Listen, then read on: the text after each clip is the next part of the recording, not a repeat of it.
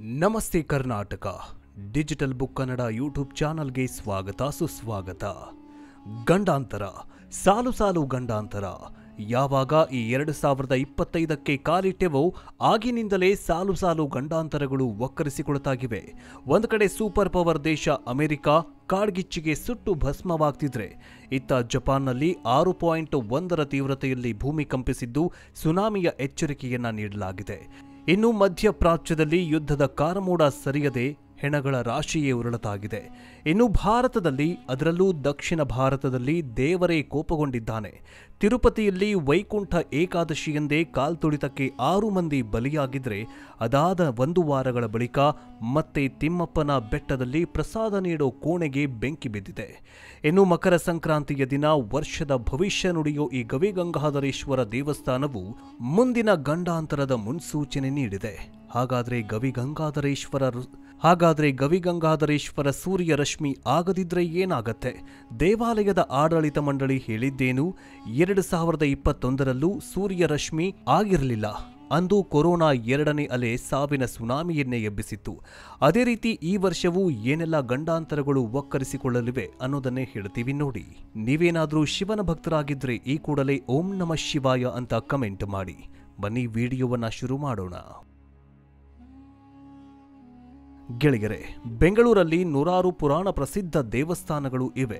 ಬೆಂಗಳೂರಿನ ಹೃದಯ ಭಾಗದಲ್ಲಿರೋ ಬಸವನಗುಡಿ ಪಕ್ಕದ ಕೆಂಪೇಗೌಡ ಅರ್ಥಾತ್ ಗವಿಪುರಂ ಗುಟ್ಟಳ್ಳಿಯಲ್ಲಿರೋ ಗವಿಗಂಗಾಧರೇಶ್ವರ ಸ್ವಾಮಿಯ ದೇವಾಲಯ ಇಂದು ಚಮತ್ಕಾರಿ ದೇವಾಲಯವಾಗಿ ಮಾರ್ಪಟ್ಟಿದೆ.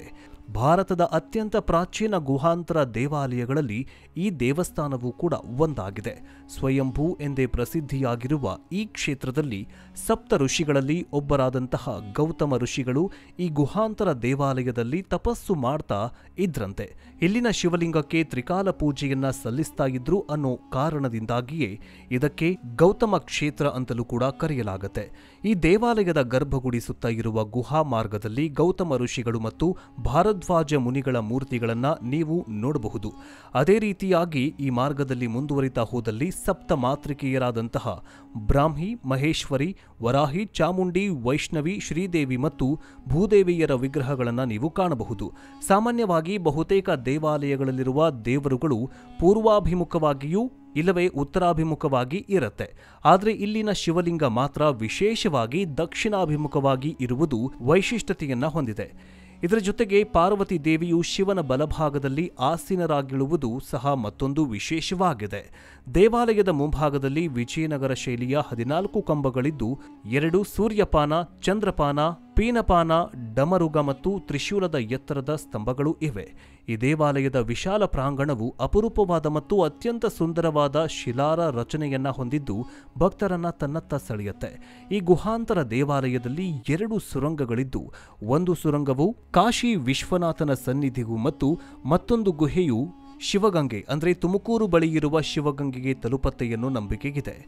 ಇನ್ನು ಇಲ್ಲಿ ಬಹಳ ಕತ್ತಲೆ ಮತ್ತು ವಿಷಜಂತುಗಳು ಇರುವ ಸಾಧ್ಯತೆ ಇರುವ ಕಾರಣದಿಂದಾಗಿ ಈ 2 ಗುಹೆಗಳಿಗೆ ಭಕ್ತರ ಪ್ರವೇಶವನ್ನ ನಿಷೇಧಿಸಲಾಗಿದೆ. ಇತಿಹಾಸಕಾರರ ಪ್ರಕಾರ ಮಾಗಡಿ ಕೆಂಪೇಗೌಡರು 16ನೇ ಶತಮಾನದಲ್ಲಿ ಈ ದೇವಸ್ಥಾನವನ್ನ ಜೀರ್ಣೋದ್ಧಾರ ಕಾರ್ಯವನ್ನ ಮಾಡಿದ್ರು ಅಂತ ತಿಳಿದುಬರುತ್ತೆ.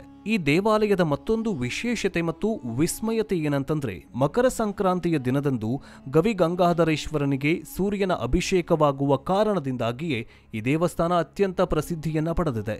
ಇದು ಸಂಕ್ರಾಂತಿಯ ಸಮಯದಲ್ಲಂತೂ ಸಾವಿರಾರು ಭಕ್ತರು ಈ ದೇವಸ್ಥಾನಕ್ಕೆ ಬಂದು ವಿಶೇಷ ಪೂಜೆ ಮತ್ತು ದರ್ಶನವನ್ನ ಪಡಿತಾರೆ.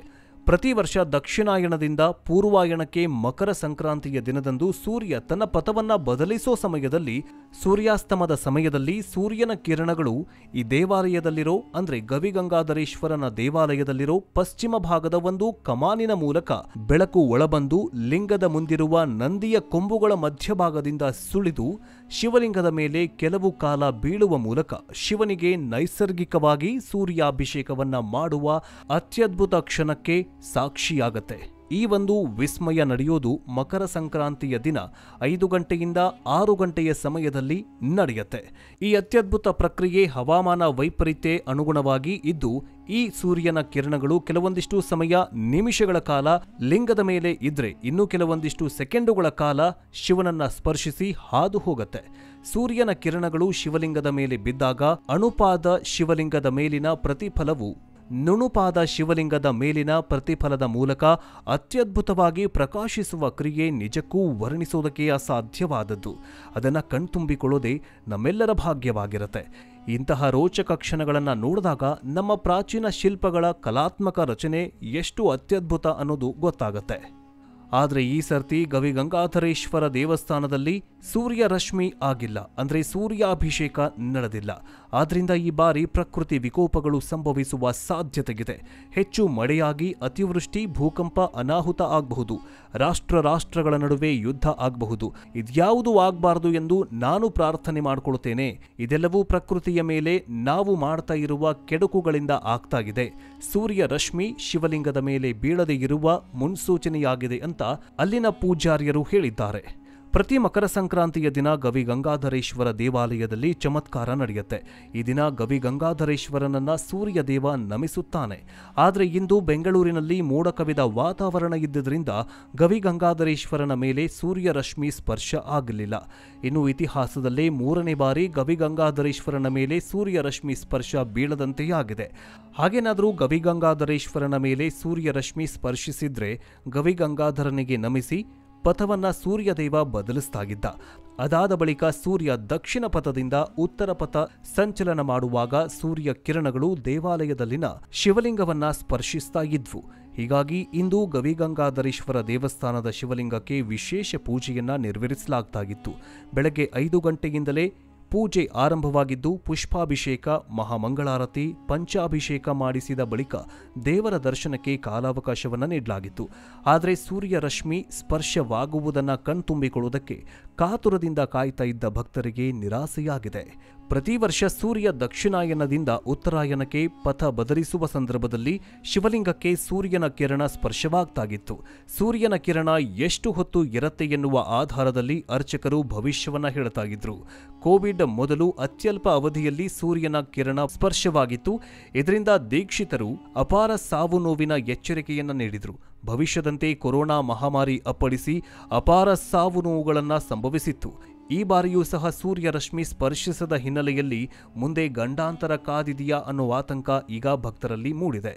ಇನ್ನು ಶಿವಲಿಂಗದ ಮೇಲೆ ಹೇಗೆ ಸೂರ್ಯ ರಶ್ಮಿ ಬಿದ್ದು ಭವಿಷ್ಯವನ್ನ ನುಡಿಯಲಾಗುತ್ತೋ ಅದೇ ತೆರನಾಗಿ ಸಾವಿರಾರು ವರ್ಷಗಳ ಹಿಂದೆ ವೀರಬ್ರಹ್ಮೇಂದ್ರ ಸ್ವಾಮೀಜಿಗಳು ಕಾಲಜ್ಞಾನವನ್ನ ಬರೆದಿದ್ದಾರೆ. 2025ರಲ್ಲಿ ಏನೆಲ್ಲ ಘಟನೆಗಳು ನಡೆಯಲಿವೆ ಅನ್ನೋದನ್ನ ತಮ್ಮ ಕಾಲಜ್ಞಾನ ತಾಳೆಗರೆಯಲ್ಲಿ ಬರೆದಿಟ್ಟಿದ್ದಾರೆ. ಹಾಗಾದರೆ ಸೂರ್ಯ ರಶ್ಮಿಗೂ ಗವಿಗಂಗಾಧರೇಶ್ವರ ಸ್ವಾಮೀಜಿಗೂ ಜೊತೆಗೆ ವೀರಬ್ರಹ್ಮೇಂದ್ರ ಸ್ವಾಮೀಜಿಯವರ ಕಾಲಜ್ಞಾನಕ್ಕೂ ಏನು ಸಂಬಂಧ ಅನ್ನೋದನ್ನೇ ಹೇಳ್ತೀವಿ ನೋಡಿ. ವೀರಬ್ರಹ್ಮೇಂದ್ರ ಸ್ವಾಮೀಜಿಗಳು ತಮ್ಮ ಕಾಲಜ್ಞಾನವನ್ನ ತಾಳೆಗರೆಯಲ್ಲಿ ಬರೆದಿಟ್ಟಿದ್ರು. ಅವರು ಸತ್ತ ಅದೆಷ್ಟೋ ವರ್ಷಗಳ ನಂತರ ಅವರು ಬರೆದಿಟ್ಟಿದ್ದಂತಹ ಅನೇಕ ಸಂಗತಿಗಳು ನಿಜ ಆಗಿವೆ. ಅದೆಲ್ಲವನ್ನ ಕೇಳಿದ್ರೆ ನಮಗೂ ಕೂಡ ಆಶ್ಚರ್ಯವಾಗತ್ತೆ. ಕಾಲಜ್ಞಾನ ಅಂತಂದ್ರೆ ಮುಂದೆ ಏನೋ ನಡೆಯೋದನ್ನ ಹಿಂದೆ ಊಹಿಸುವುದು. ಅಂದ್ರೆ ನೂರಾರು ವರ್ಷಗಳಿಗೆ ಒಮ್ಮೆ ಈ ಭೂಮಿಯಲ್ಲಿ ಏನೇನ್ ಆಗತ್ತೆ ಅನ್ನೋದನ್ನ ಇವತ್ತೇ ಹೇಳೋದು. ಒಬ್ಬರ ಮನುಷ್ಯರ ಜಾತಕ ನೋಡುವುದಕ್ಕೆ ಎಷ್ಟೆಲ್ಲ ಲೆಕ್ಕಾಚಾರಗಳು ಇರತ್ವೋ, ಆದ್ರೆ ಕೆಲವರು ಇಡೀ ಬ್ರಹ್ಮಾಂಡದ ಭವಿಷ್ಯವನ್ನೇ ಹೇಳುತ್ತಾರೆ. ನಾಳೆ ಜಗತ್ತಲ್ಲಿ ಇಂತಹ ಅದೇ ನಡೆಯತ್ತೆ, ಹೀಗೆ ನಡೆಯುತ್ತೆ ಅಂತ ಕರಾರುವಕ್ಕಾಗಿ ಹೇಳ್ತಾರೆ. ಆದರೆ ಅದು ಎಲ್ಲರಿಗೂ ಕೂಡ ಸಾಧ್ಯವಾಗುವಂತಹದ್ದ. ಆದರೆ ಅದೆಲ್ಲರಿಗೂ ಸಾಧ್ಯವಾಗದಂತಹ ಮಾತು.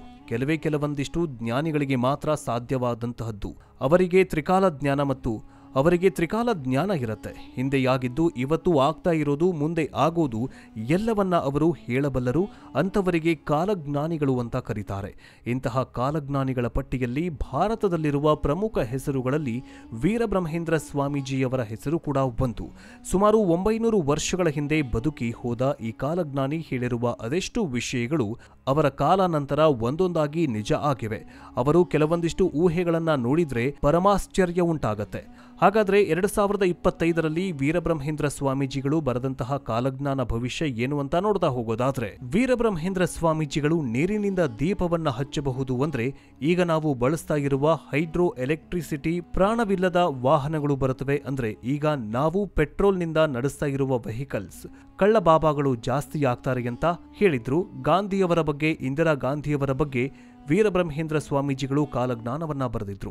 ಇನ್ನು 2025ರಲ್ಲಿ ಸಡನ್ ಆಗಿ ಹಾರ್ಟ್ ಅಟ್ಯಾಕ್ ಆಗೋದು ಹೆಚ್ಚಳವಾಗಲಿದೆ. ನಮ್ಮ ಕಣ್ಣಿನಲ್ಲಿ ಅನೇಕ ಸಾವು ನೋವು ಹೆಚ್ಚಾಗುವ ಸಾಧ್ಯತೆ ಇದೆ. ಸುನಾಮಿ, ಭೂಕಂಪ ದುಪ್ಪಟ್ಟಾಗುವ ಸಾಧ್ಯತೆ ಇದೆ ಅಂತ ವೀರಬ್ರಹ್ಮೇಂದ್ರ ಸ್ವಾಮೀಜಿಗಳು ಹೇಳಿದ್ದಾರೆ. ಅದೇನೇ ಆಗಲಿ ಮುಂದಿನ ದಿನಗಳಲ್ಲಿ ಏನೆಲ್ಲ ಅನಾಹುತ ಘಟಿಸಲಿದೆಯೋ ಆ ಭಗವಂತನೇ ಬಲ್ಲ. ಇದಾಗಿತ್ತು ಗವಿಗಂಗಾಧರೇಶ್ವರ ದೇವಾಲಯದ ಬಗೆಗಿನ ಮಾಹಿತಿ. ನೀವೇನಾದರೂ ಶಿವನ ಭಕ್ತರಾಗಿದ್ರೆ ಈ ಕೂಡಲೇ ಓಂ ನಮಃ ಶಿವಾಯ ಅಂತ ಕಮೆಂಟ್ ಮಾಡಿ. ಮುಂದಿನ ವಿಡಿಯೋದಲ್ಲಿ ಮತ್ತೆ ಸಿಗೋಣ. ಜೈ ಹಿಂದ್, ಜೈ ಕರ್ನಾಟಕ. ಓಂ ನಮಃ ಶಿವಾಯ.